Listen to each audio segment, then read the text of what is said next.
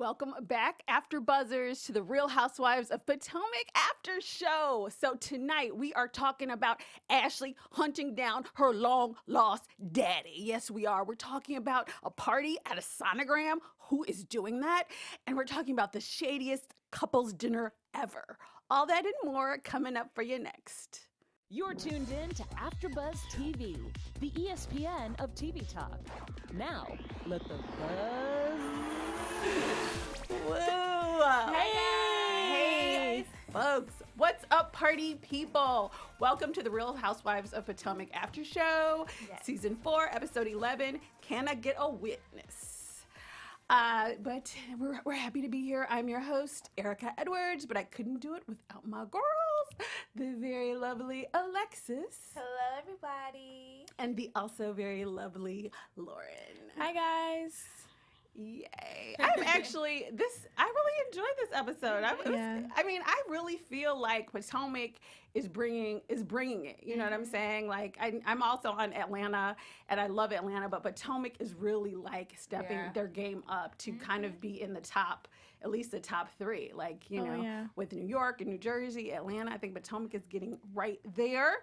Yeah. So, that being said, you guys stay tuned because we have some, shady moments, of course. And then we have tweets. And then y'all know what's popping. Everybody was talking about the news and gossip. So are we. So stay tuned till the end, people. All right, you guys. What did you all think about this episode overall? I totally agree with you. I feel like Potomac is just coming for it. I was a little worried at the beginning of the season. I'm not going to lie. I started off pretty slow, but everybody just coming for each other now at this point, and everybody's being shady. Even the husbands are talking, so it's so fun to watch.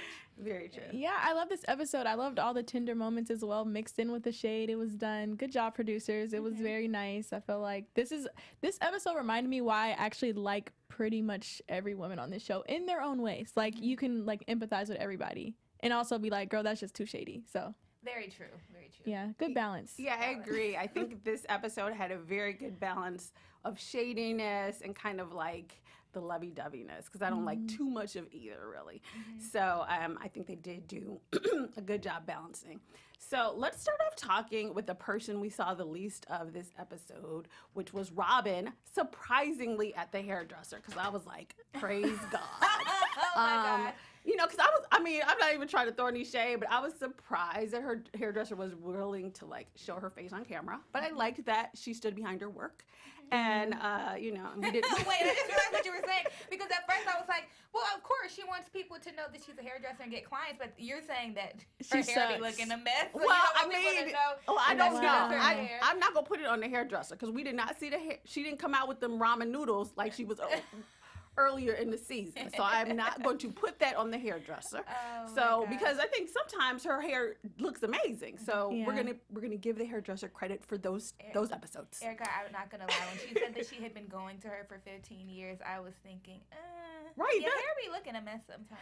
Okay, right, that's how I was thinking too. But y'all, I think it's Robyn that can't do her own hair. Yeah, because I feel like it's like that ramen noodle. I'm pretty sure that wasn't a Shirley original. Yeah. I think that's completely on Robyn. Robyn strikes me as the type of girl that will she needs to have her hair done. She, oh my God, she has boys. She's not used to having to do hair all the time. So true.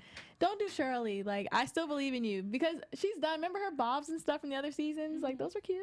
Yeah, I can say I go to the hairdressers every now and again, and I always look slayed when I come out. But if you see me when I'm not coming from the hairdresser, I may not look as good. So I totally agree. And if I was on a TV show, I too would want my hairdresser to be on it as well. Yeah. So I'm not gonna credit Shirley with the ramen, but it was fun and it was a fun little episode. So what did you guys think about this whole? I didn't actually put one of the tweets up there, but some people were not really buying. Some people on Twitter weren't really buying the whole Juan wants another baby. I need to see the footage myself as well. What did you guys think about that whole comment about, Juan really wants a girl? I guess, what reason does she have to lie, I guess? It's not like people are like, does Juan want to have a girl? And she was like, yes. It's like, she kind of volunteered the information. Oh, okay. I'll leave it there.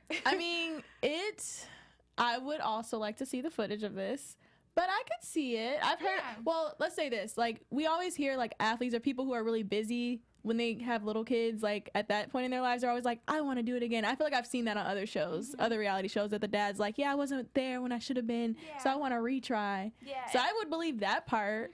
And that was one of her points, you know, he wasn't really there for the boys. And then they don't have a girl. I would want them to have a girl if they are going to have a baby. Yeah, in vitro. Don't take it the wrong way. Like, I'm not saying, I think it would be super cute if they want, you know, if for them to have a girl. I think it would be adorable. I totally support that. I think the part that's sort of questionable, I mean, they are getting closer this season, and I love to see that as well. But I felt like she was pushing it a little bit. Like, okay, you know, I mean, that was just the vibe I got. But gosh. I'm not saying that for sure. I would like to see the footage. I'm not saying it doesn't exist. I'm just saying, cut to it, producers. It would be nice. You know what I'd like to see? I'd like to see a ring before we talking about a baby. So would Robyn. Exactly. If y'all are really about to, you know, really try to start this thing over with a baby, y'all might as well just get remarried. Exactly. And that's what I agree with you on that. And it's not so much that I think that she's lying. I just think she might be stretching what he said with what she really wants. Hyping it up. Yeah, like, you know, that's kind of how I feel about Yeah, it. I could see that. I could see Juan mentioning it, like, yeah, it'd be really cool if we had a daughter, and then her running with Robyn, that. yeah, just in her mind, just hearing something Juan else. wants a daughter. Oh my gosh. Yeah. He wants me to have a baby. It's gonna be forever. And we want that for you too, girl. That's what we want. So, I mean, you know. if she wants the girl, I say have the baby. I mean, you already got 2 kids, and you're, like, as she said, playing house, so what's another baby? What would suck is if they do that and then she ends up with another boy. Yeah, do that's all what that they'd for a have to do daughter. in They would vitro. have to do in vitro. They'd Yeah. have to do in vitro. But yeah, I mean, I agree. But I think really don't bring any more kids until you all really figure out what you're doing. So if you're going to, you know, if you want to just kick it and play house, then play house with the kids you got. But if you want to really get married and really start anew, then sure, bring another kid in. I think that would be fun and adorable because their kids are super cute. And it'd give her a storyline because she needs one. Okay. Well, I guess selfishly, I just want them to have the baby now because I would like to see what the daughter would look like and how she would be. I feel like she'd be just like Juan and look like a cute little. But yeah, no, you're right. Like, logistically, get married, y'all. Stop playing house. Yeah. But selfishly, have the baby. Yeah, exactly. But so we'll see. You know, maybe. Hopefully, I think she's going to have to come back to this because honestly, otherwise, it's her remodeling the house. Yeah. And I talked about that last week. All right, so moving on from Robyn, since we're talking about the girls, let's talk about Gizelle and her daughters. This was actually a really nice, I think a nice episode for Gizelle because she, I think the last couple episodes was just coming off totally kind of messy. And I love her. Like, I'm definitely a fan and, you know, I love how fabulous she always looks. But this episode was really cute to see her with her daughters and their interaction. And her girls remind me so much of like Noelle and Candy's daughter on Atlanta, and just very mature and somewhat grounded. Because sometimes on the other housewife shows, the kids just seem crazy and out of control. And, you know, it's just nice to see young, you know, Black women, kind of young girls just kind of having it together and being mature and grounded. It's still acting their age and looking their age. Like, they look like the ages that they are. Yeah. Especially the oldest one, because some of these teenagers be looking like they're She 40. looks so mature, though. Like, if she's like one, like, you can't wear makeup. Because she's tall, too. She's definitely developed. Like, I can't, she looks like she could go for, like, 16, 17, not 13. She's not even in high school yet. Yeah, true. Having girls is scary. But I love them. Oh, my God. My favorite's Angel. Who's y'all's favorite pick? No, we can't pick favorites because I she gets Gizelle. bothered I by don't have a favorite. Yeah. I love them all. I love them all equally. Yeah. But that being said, that was going to be my next question. What do you guys think? Do you think, I mean, like every mother says, I don't have a favorite. Do you believe Gizelle, or do you think that she probably does have a favorite? You know, I actually get it after Gizelle broke it down, like, because I feel like I'm kind of the angel in the situation. I was always the more responsible ones out of me and my siblings. So because I wasn't really getting into trouble, I wasn't doing anything crazy, naturally I'm not going to get as much attention as my siblings, who you have to kind of watch a little more and don't really, you know, have to kind of give more attention to because they're doing more things for attention. So I don't think it's really that Gizelle has a favorite. I think it's just like she said, sometimes we get stuck with having to deal with things with some of our other kids, and the one that we don't really have to worry too much about just kind of feels, you know, like she's not loved. But it seems like Gizelle's really going to do something to fix it. So that's the most important thing of it all. Yeah, I agree. I am not Gizelle, so I can pick a favorite. But I don't think that Gizelle has a favorite. I don't really know for sure, I'm not a mother. But I feel like a lot of times from what I've heard, it's just like maybe they have a natural connection with, or they feel like they have to be more concerned with one. So I really like that she explained that to her, because I think that she received it like, oh yeah, it's because you're the rock star. I don't have to worry about you, but I'm still going to do what I have to do. So that was just such a sweet moment. And she's so cute and shady and responsible, and she's a hermit, and I love her. Yeah, it's great to see Gizelle actually sit and take the time, because honestly, and not to, bring up Candice's mom, because we know how people feel, but when Candice comes to her mom and tells her that she made her feel some type of way, she completely dismisses it. And she's probably been doing that to her since when she was Angel in Adora's age. So it's good that they are growing up with a mom like Gizelle who, she didn't really agree that she thought that she had a favorite, but instead of being like, that's not true, that's not me, she actually took the time to listen to her daughter and told her that she was going to do things to make up for it, which I think is important. Yeah, I mean, I think for me, I actually think that, honestly, I think she probably does have a favorite. But, I mean, I just do, because I do feel like, or I will say this, I do feel like parents love their children a little differently. You know what I'm saying? Like, for different reasons, or they relate to them differently. So I think there is probably, of the three, one that like, whatever. I think she does have a favorite, but I don't think she doesn't love Angel or anything. But in all honesty as well, no parent, that can, like, your girls will tell you, yeah, I like this child over another, but you can never tell your children, you know what I'm saying? And I think definitely growing up with siblings and stuff, yeah, like I can tell if my parents favored one over the other. And, but I liked that she broke it down to her and was like, I don't have to worry about you, because she can't ever say, well, yeah, I really do love Adore. She's great. She can't do that, because that would be like horrific and really damaging. So regardless of what really, may or may not be accurate, she really has love for her and took the time to really hear her, which I think is what any loving mother would do. So I thought that was great on her part. And and it was interesting, because I did see some people on Twitter kind of saying that they didn't really feel like Gizelle was hearing her, and I didn't agree with that. I didn't agree, because a lot of people were like, "Oh, she just needs a hug," which, I mean, I guess Gizelle could have hugged her or whatever in that particular moment, but I felt like her reaction was still authentic and loving to her, and it might have been corny. I think it would have been extremely corny. Yeah. Angel's a thug, real recognize real. She don't need a hug. She needs, like, she's not 4. Like, she's a growing girl. She can have a conversation about feelings. Like, if she was like a child, like a baby, like a toddler, maybe. Right. But she look like she can hang with the best of them. Yeah, and at the end of the day, Gizelle knows her daughter more than anybody on Twitter. She knows the way to handle her daughter. Her daughter may not be a hugger, and she would have been like, "Mama, what you doing?" Yeah, right. Exactly. Yeah, like, to me, exactly. It seemed very authentic, so I didn't feel like she should have done anything more. And I guess, I don't want people to misconstrue what I said about Gizelle as well, because I think it's kind of how Angel said, well, yeah, Adore and Grace are probably just lying. I mean, I think it's a little bit of that on both sides. You know what I'm saying? Because you always do kind of, there's probably 1 or 2 children especially out of 3 that you're going to be closer to or tighter with. But, any way it goes, I think they all looked amazing and just came across as authentic, but very grounded and not kind of, and I love the fact that they're not nervous in front of the camera, because sometimes, sometimes. Or putting on for the camera, doing the absolute most. Exactly. Yeah. I was about to say, some of them kids be the worst of the worstest. All right, so since you brought it up, let's move on to Candice and Dorothy and their, I don't know, their tete-a-tete that they had at the beginning of the episode. How did you guys feel about their kind of engagement? I actually was okay with it. I felt like they were getting along better than they usually do. But what did you guys think?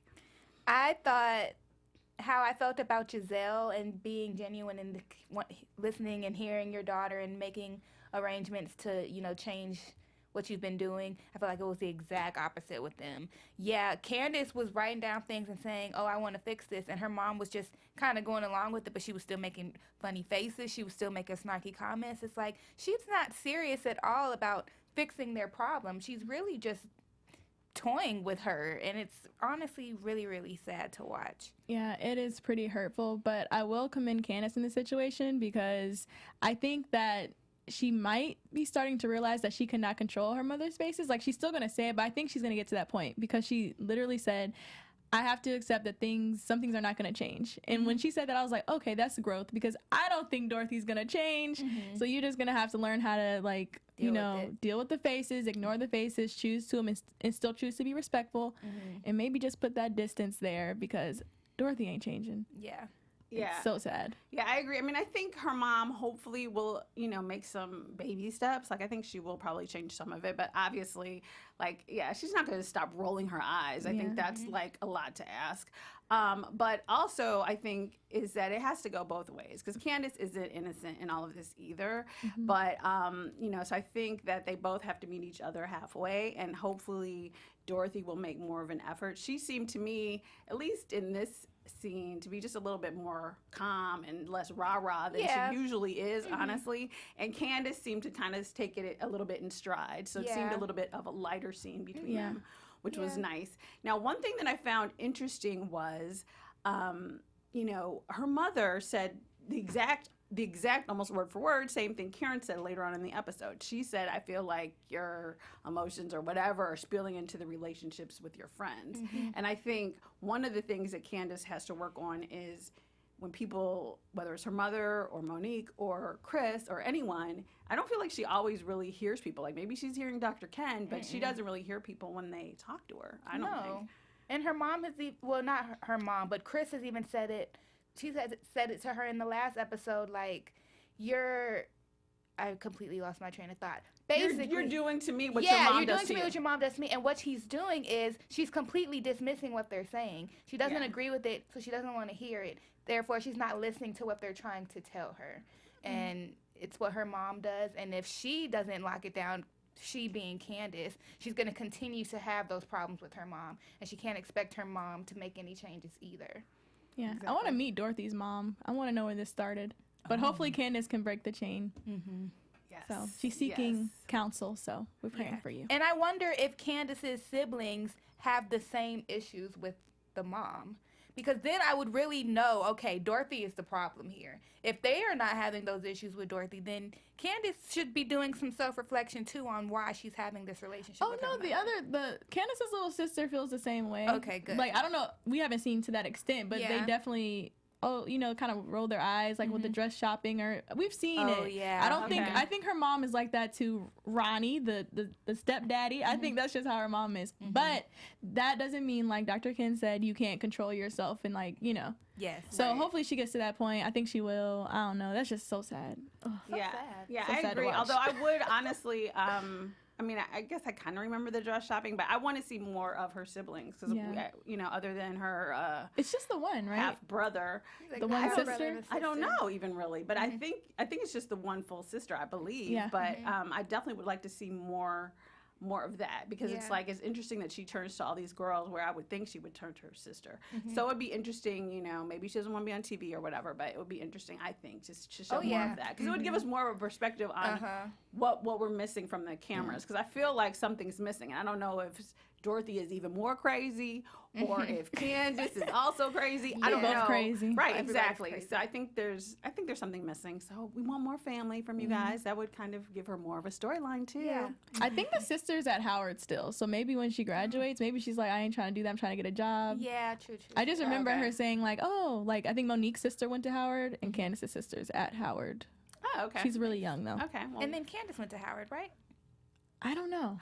Probably though. We'll have to look that up. Yeah. I also went to Howard. Shout out for Howard. Oh, yeah. I did. I actually knew that about you and I was doing a segue. But all right. Well, speaking of segues, Alexis has something great to tell you guys. So hey everybody, we just want to give a huge thank you for watching us and making us the ESPN of TV Talk. We love what we do. We love watching our crazy shows with you, but we can't continue to do it without a little help from you all. So if you're watching on YouTube, make sure to like, comment, and subscribe. If you're listening on iTunes, please give us a 5-star rating. And no matter what show it is, no matter what day, no matter what time, please continue to watch AfterBuzz because we love talking to you about our shows.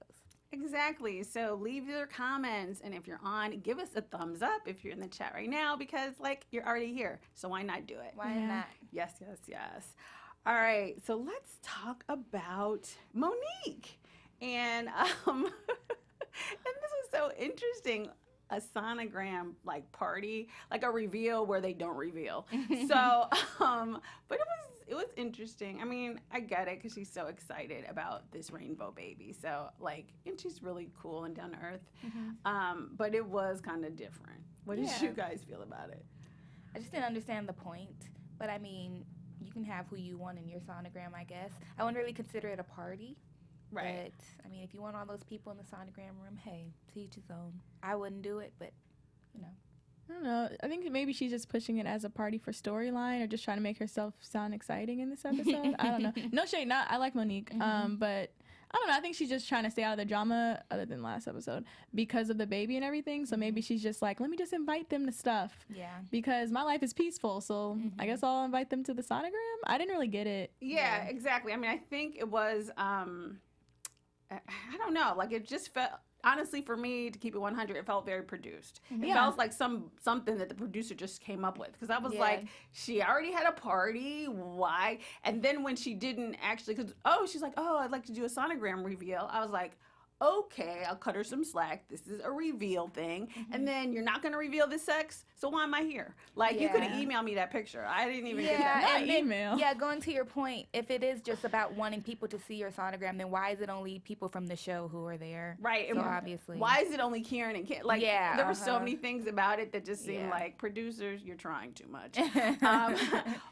And also I did feel, which I thought not the only good moment out of it, but what I really felt was it was a contrived moment so that Karen could have that talk with Monique and Candice, which they could have done at a nice restaurant, but fine, they did it in the sonogram room.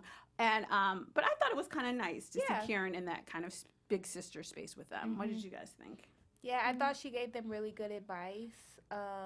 I think she was actually kind of saying what other people were already saying, but I feel like she knew how to say it in the right way. Like I feel like Chris was trying to say the same thing to Candice at one point, and she completely dismissed it. So I don't know if it was because it was coming from Chris that she dismissed it, or if Karen just genuinely knew the right words to say. But either way, we saw some sort of like come to Jesus. Exactly, because it was the exact same words that Dorothy used, like the exact same one. She said, your relationship with your mother is spilling over into the relationship with your friends or whatever. And so it was interesting that, exactly like you said, coming from Karen, she seemed to receive it. So we'll see. It's all about the source. Also, Karen is very good with talking to Candice. Every time Karen says anything to Candice, she takes a step back, she listens. So whatever relationship they have, I hope it stays strong because she needs a voice of reason that's also going to keep it real with her. And I feel like that's Karen. Yeah, I agree. And it was cute to see sort of Chris and Monique interact as far as him being like, you can't be dragging people at the picnic when you're pregnant. So that was adorable. Yeah, and I was glad to see that Candice and Monique squashed all the craziness and we're able to just move past it. It really, to me, this was the first time I actually kind of felt like they were real friends, like actual genuine friends. Because I always thought they were just friends because of the show and they deal with each other more than they deal with others. But I actually do feel now, after last episode going into this episode, that they actually are good friends. I'm happy. I like them together. I actually like that trio. Yeah, they're cute. I agree too. I think very adorable. Let their friendship grow and blossom, because I think, Candice needs some true friends in the show, as does Karen. So I think if the three of them can kind of get it together, that would be very nice. We saw a little bit of kind of Karen for like a second flirting with Ray. So I like kind of how they're, I like that Ray is kind of showing up a little bit more here and there on the camera, but he's keeping it light. He's just trying to show you guys he paid off the IRS, or he's in a payment plan, or whatever he got going on. And but they seem to be like in a very good place. How did you guys feel about their interaction with each other? A little disturbing. Yeah, I didn't really clench my legs a little bit. It was Whatever. I totally support it. Just because you old don't mean you don't get it. It's not even about them being old. I don't want to call them old anyway. It's not even about them being old. I just don't want to think about Ray and Karen doing anything. It's not an image I want in my head, me personally. It's pretty graphic. Yeah, the I could have done without it. With the oyster. Oh my gosh. Shout out to the editing. I thought that was hilarious. But in a good way. Love you, editors. Love you, producers. Yes. Woohoo. All right. Well, let's talk about Ashley. Let's get to her before we do the shadiest dinner of all time. So first we see her with Gizelle, and she seems to be on this "it didn't happen" train. Do you think that she really believes that, or do you think that that's what she's saying to cover? I think she's trying to cover. I thought that about everything that's happened with Ashley and Michael on this show, that she's just trying, like, even going down to if he said the sausage comment. I feel like she knew he said it, and she was just acting like she didn't, and I feel like it's the same in this situation. Okay, but, however, Candice, later on in the dinner or whatever, there's this talk about footage of it. So, I mean, as we all know in the news now, the charges were dropped. So, Chris was there. He didn't see it. Do you really think that there's no way it could have just not happened? No. It probably was dropped. They probably came to some sort of settlement or something happened that it got resolved. But I truly believe that he did it, because why not? He's always doing it to someone. So why is it so hard to believe that he could do it? Yeah. Well, my thing about it is not that it's hard to believe that he could do it, but I don't know, like, to me, Gizelle and so many people are like, well, where there's smoke, there's fire. And I guess just, personally, maybe it's just the African-American in me. But just because someone is charged with something doesn't mean that they did it. Yeah. And so, I don't know. Like, I do feel like you should have the benefit of the doubt, I'm going to need you not to put that on the African-American. But I'm just saying, black people get charged with stuff all the time that haven't done anything, and people assume that they've done it. I mean, that's the only thing I'm saying, as far as not saying that doesn't happen to other people, obviously. But to me, that's why I'm just like, what happens in a courtroom or a criminal procedure really, to me, doesn't necessarily mean someone did something or that they didn't do it. It's the really only point I'm making. Yeah, that's fair. All I was going to say was the thing with Michael in this situation, this isolated, like for Michael, is it's already happened. He's done it. He did it to Katie's man. He's done it. He's always saying he wants to touch people and stuff. Like, I don't know. I don't even know if it didn't have to be really malicious or like with a violation type of way. Like, it's just how he is. I think it's just how he is. So it's believable to me. The grinder situation, like, it's a lot of flags. So even if he did it like, hey, like, he could have thought they were friends because they seen each other around set, but that guy didn't like it. Like, I could have saw that happening. Didn't mean like I want to do you. Right. But I think it happened. And I just don't understand how, if it truly did happen at the moment that Chris is saying it happened, how could you just not see him slap somebody on the butt? Like, you're standing there talking to him. There's no way you don't see him turn. Like, I just don't see, unless it was literally just a subtle, like, I just don't understand how he wouldn't have saw it. I just don't get it. I know. To me, that's the only thing that actually had me start thinking, well, maybe it didn't really happen. You know what I'm saying? To be honest with you, because I was like, Chris already threw him out under the bus the last episode, and if he was standing right there and they called him as a witness then, and now he's saying he didn't see it, that was the part that actually made me think, like, okay, now to me, that's the one thing that had me really thinking, because all along I was like, okay, Michael, we know how you get down when you're drunk. But once Chris said he didn't see it, and it happened, I guess, at that moment, that kind of made me be like, well, why wouldn't he see it? How drunk was Chris? It was a birthday, it's a little party. My thinking with it was, oh, well, maybe Chris is just covering for Michael. But now that you say that, what reason would he really have for covering for Michael? His wife doesn't like his wife.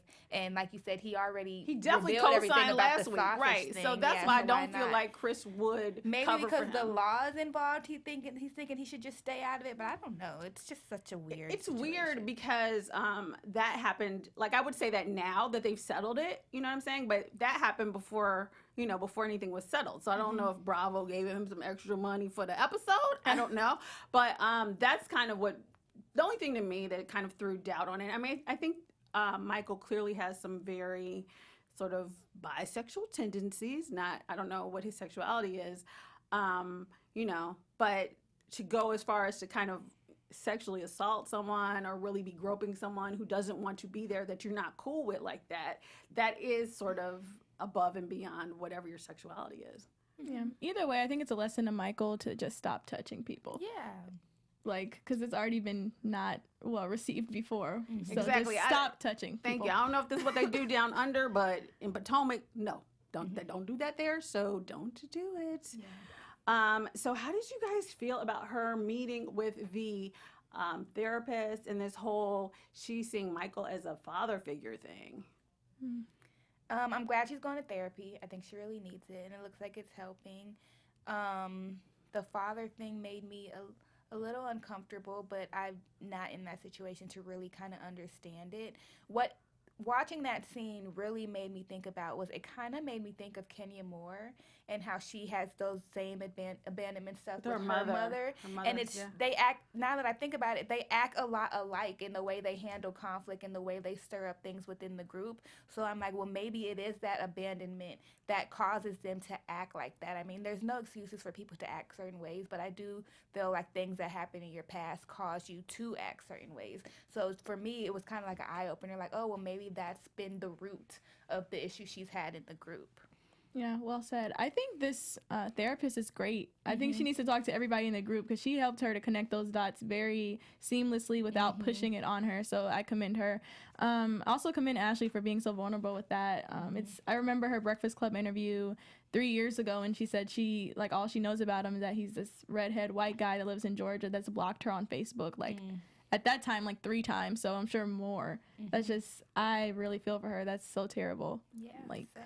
Yeah, and what I found interesting was her whole thing about seeing Michael as a paternal. I mean, she did say she saw him 2 ways, but I was like, yeah, do you think maybe this is why she's with Michael is because of what happened with her dad, outside of like what you were saying, how she treats the other women, but it's like she's looking for a father figure. So is that why she's with this old man? I see that a little, but at the same time, we always get this message that you choose men like your father too, like age aside. Right. So I think that there could be that connection there, but I wouldn't just put it on the age because in general, a lot of times we choose people who are like our fathers, even if we don't want to, or even though we don't realize we are. Absolutely, sadly enough. But I think what's interesting about it is that she's gone so far, I think, to resolve these issues with her father is to marry this person that she is allowing to treat her and control her as she feels a parent would. So that's the part that I felt that was kind of upsetting and maybe a little disturbing, to be honest. Yeah, I agree. I agree with that, too. And it was interesting to see her interaction with her mom. And I think this was in one of the tweets, but it was funny, how the mom wasn't blocked. So I found that interesting actually as well. That he's like, well, the mom can see everything, but I'm gonna block you. In that situation, I feel like she probably just has never reached out to him. Like Ashley has reached out to him. Maybe he doesn't know that she has access to his page. I thought Ashley was gonna message him from her mom's page. account. I thought that too. And I would have loved to see that because we would have saw if he was gonna respond, 1, and then 2, if he was gonna then block, her mom. Okay. I agree with you. That raised some flags for me. Like, why wouldn't you block your baby mama, but you gonna block the child? So I think there's definitely more to just like, I don't feel anything for him. Like, okay, Sheila. I think there's something else we don't know. Exactly. Because that's kind of weird. Like, y'all, and she just pulled him up real quick. Like, y'all Facebook friends too? Right. That was interesting. And kind of to piggyback on what you said earlier, because I was going to bring this up when we talked about the mother as well, I definitely think, and some people I think on Twitter were saying that this was to distract from Michael's situation or whatever. And I said, and I hate to be like this, but I don't care. Okay. However it turns out, this is like reality TV gold. Like that was the best season Kenya Moore ever had, was that season when she went to go see her mother and her mother wouldn't open the door. Like that was the most drama-filled season that Kenya had. And I was like, wow, if they do this with Ashley going to Georgia to find her dad, like, wow, that's going to really... they're going to get a lot of watches on that. Yeah. That's going to be a really interesting, however it plays out. Like, obviously, I would want her father to respond to her in a positive way, but it's just such an intriguing thing to even watch. We're seeing a lot, I'm noticing now that you say that, a lot with the parents. Yes. Like, Karen, both of her parents die. You have Candice in her situation with her mom, and then now Ashley with the situation with her mom before and now her dad. Monique and her mother-in-law. Yeah, Monique and her mother-in-law, Gizelle and her girls. It's just, I love that it's kind of showing how, how being raised in your relationship with your family and with your parents can really affect, your grown life and how you handle things and situations. Absolutely. And I think especially if you're married, because then it's not just you and how you deal with your mom and your dad, but it's like, how is that impacting your marriage? And I think that's nice to see with all of the couples. So I think that is actually a good part that they're really showing the balance of. Yes. All right, so let's get down. I guess we will wrap this up with the Shady Dinner, which it was very cute to see the couples out together. What did you guys feel about the dinner? They didn't invite Robyn and Juan. Was it rings only? Yes, the couple. People were actually together. Ring only dinner. Oh, wow. The disrespect. Yeah, they gonna need to be together longer than 3 weeks before they get to the couple stage. Oh y'all my are gosh. terrible. Shady. Juan probably, I want to know Juan's contract because he says like 3 words max every season. Yes. He's like, I'm not doing this. I love those words. He's just the cutest. Yeah. Exactly. Anyway. Well, how did you guys feel? Because there's a little bit of shade being thrown around at the dinner. Yes. But it was very fun and cute. But the only thing I think to me that I really kind of got from it is that like after all of this talk with everything and everyone, Candice still seems a little pressed, I think, about what's going on with Ashley and this whole discussion about Michael being bisexual, etc. Well, how do you guys feel about it? It's like it brings her joy for bad things to be happening to their marriage. And I just don't understand that. And I just feel like she needs to chill on that before. Because karma is a way bigger bitch than anybody can be. So while you having joy about their marriage and what they're going through, you just got married. So you might want to, humble yourself, sis, before you end up in a situation. Yeah, I remember Ashley's on karma's good side. That's her tagline. Yeah. In the beginning. Yeah, I mean, Monique, to be fair, Monique did bring it up. But yeah, I'm just tired of it. It just looks really bitter and it just makes her look bad. Because she does seem kind of obsessed at this point. Like, girl, everybody knows something ain't right there. We don't got to talk about it. I just don't understand why this season she's been so pressed on Ashley. I just really don't get it. Exactly, I agree. I was like, you have enough to worry about with your mama, so just... Your mama, your man, everything. It can't be storyline because you got a lot. Yeah. Exactly, so just relax and let everybody else talk about it, and then you just step out of it. Because now... Then the next episode, whenever, it's going to be, oh, well, she said this at the dinner. Like, ugh. So it's kind of working on my nerves. All right, you guys. Well, that wraps up this episode, which we all totally enjoyed. Yeah. Are we in is the chat up yet? Or...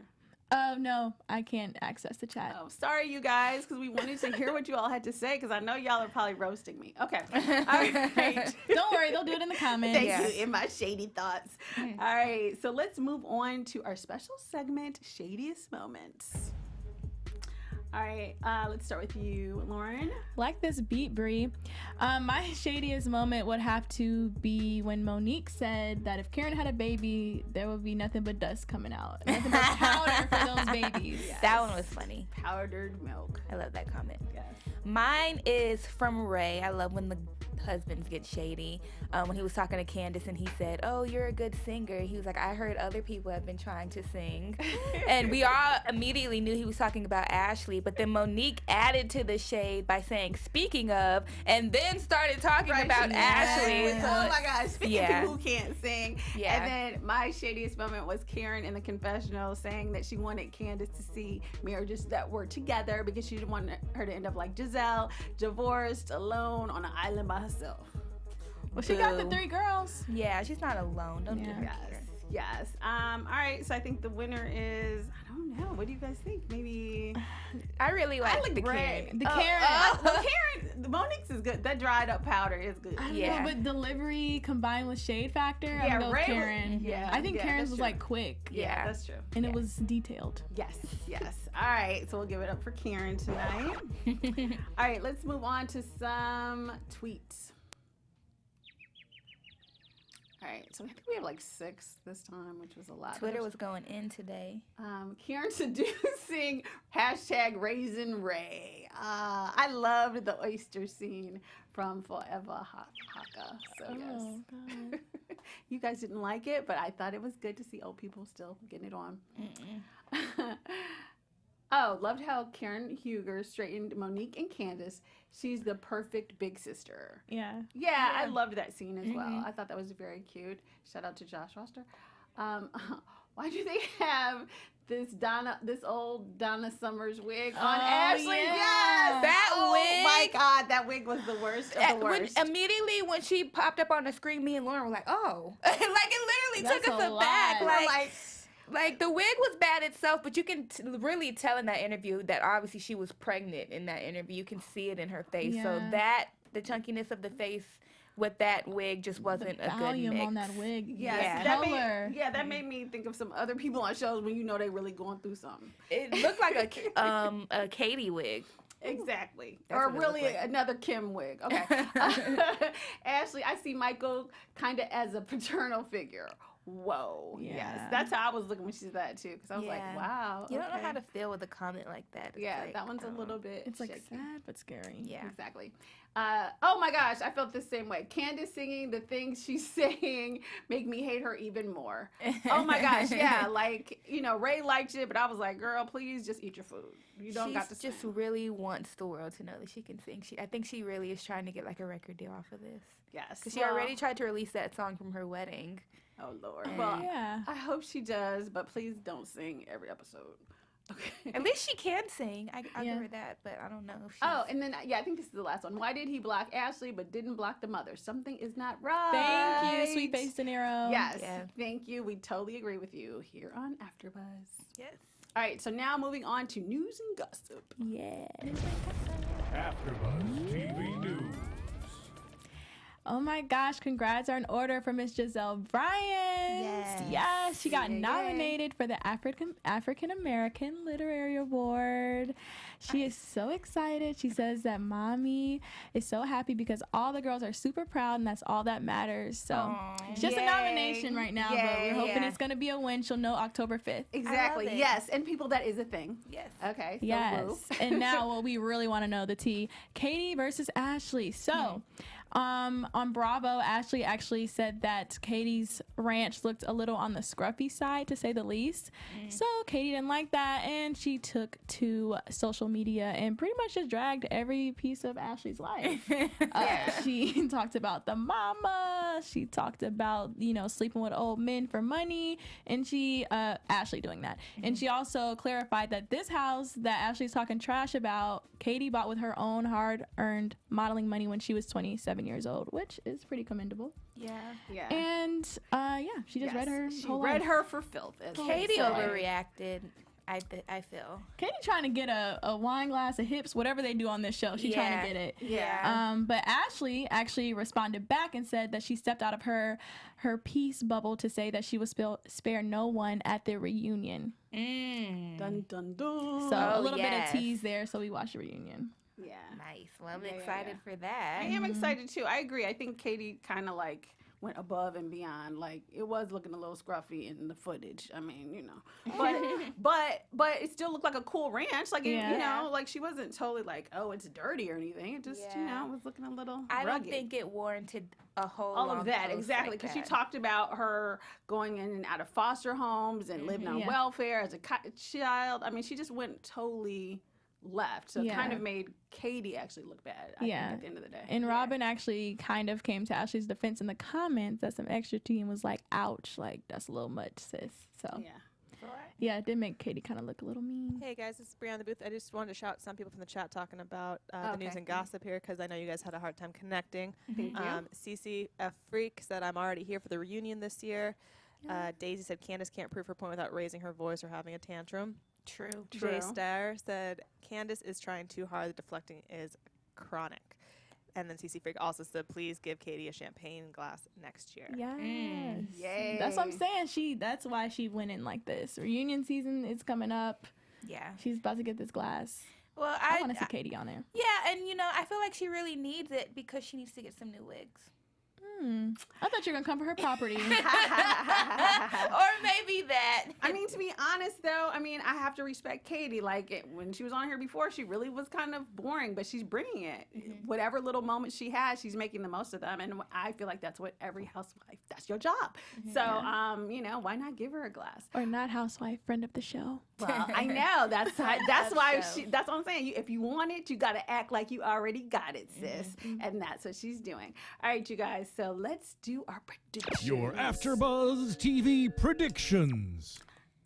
I predict we're going to see more of Katie, and that might be why she's going so hard. Yeah. Maybe more of Katie and Ashley being friends. Candice still going to be obsessing over Ashley's relationship, and I think that we're conveniently going to forget about Michael's scandal. Yeah, I think it's going to come out that Candice is still talking all this mess about Michael because not everybody at that table, a few people at that table are playing both sides, in my opinion. So I know it's going to go back to Ashley that she's been saying those things, and we're going to continue to see, them argue.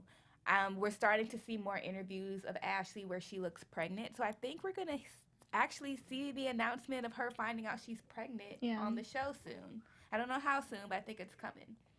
I totally agree with all of those. I think that's great. The only thing I think I would add to that is I don't wish this on anyone, but I do think eventually some of this stuff is going to kind of come up between Candice and Chris, because I don't know. Is she just going to beef with Ashley all season? Is that going to be a thing?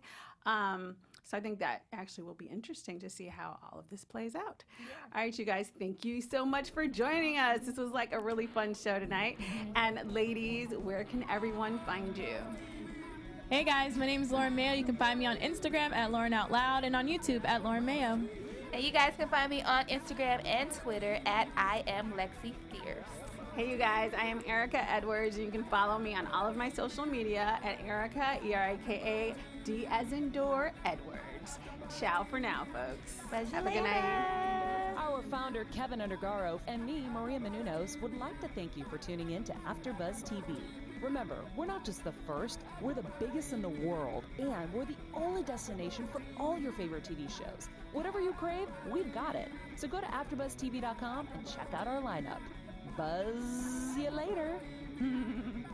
The views expressed herein are those of the hosts only and do not necessarily reflect the views of AfterBuzz TV or its owners or principals.